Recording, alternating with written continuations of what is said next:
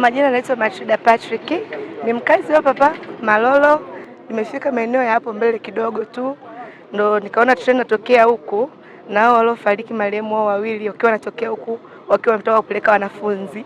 Ile kufika hapo wanataka sasa waiwai treni, wakafika kabamiza mbele wakarudi wao nyuma. Mimi nilikuwa ni upande wa huku mbele, yenyewe kwa upande wa huku. Kwa hiyo kufika ndo kabamiza, afu akaruka mwingine akarukia kwenye hicho chuma hapo, hicho chuma hapo, akarudi tena huko barabarani, mwingine ndo akaangukia kwenye hicho kidude huko na ubongo kamwagika hapo hapo, ndo na polisi wakafika. Kwa mfano kama kule Isevya jinsi ilivyo sasa hivi ajali zimepungua, na hapa ikiwepo kama hiyo ya kuwa vyuma kinazuia, hichi kitu kama cha leo kisingetokea, kwa sababu wangezuiliwa kutoka mbali, maana walikuwa wako spidi sana. Haja ipo kubwa sana, serikali tu yenyewe ituone, haja ipo, maana hizi ajali za hivi za kushtukiza bodaboda wengi sana tunawapoteza. Sisi ni sehemu ya abiria ambao tuliona tukio tukawa tumekuja kuangalia. Of course tulikuwa kama tuko safarini, kwa hiyo tukiwa kwenye treni tukaona treni inasimama ghafla.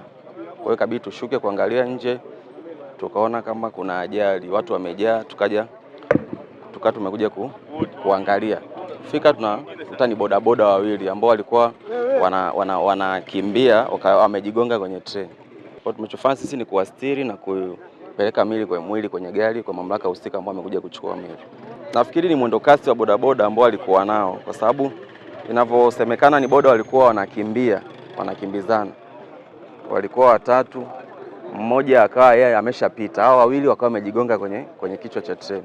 Kwa majina naitwa George Peace Masele, ni mwenyekiti wa mtaa wa Miemba. Tokeo hili limetokea asubuhi. Huwa ni kawaida ya hawa bodaboda, huwa wanapeleka wanafunzi shule. Wanapowafikisha shule kisha waacha, huwa wanakuja wanafukuzana. Kwa hiyo kwa bahati mbaya leo ndio kimewakuta kama kilichowakuta hicho. Hii ajali ilikuwa ni bodaboda walikuwa watatu, lakini mmoja aliwahi kupita. Hao wengine wawili ndio wakachelewa wakaigonga treni kwenye ubavu na wamepoteza maisha. Kwa sababu katika kila makutano ya barabara ya reli na barabara huwa kuna vile vibao vya crossway. Mara nyingi watu huwa wanavivuka, wanakuwa mbele ya vile vibao badala ya kuwa nyuma ya vile vibao. Lazima unapofika eneo la reli uangalie kwanza, kwa sababu vile huwa kuna kama treni inakuja lazima utasikia mungurumo. Lakini watu wengine huwa hawachukui tahadhari hiyo, kama kilichowakuta hao ndugu zetu leo. Wamekuja tu kasi na treni ilipiga honi, lakini kwa bahati mbaya ndio kimewakuta hicho. Cha kuwasihi tu wananchi wenzangu wawe makini katika makutano ya barabara na reli.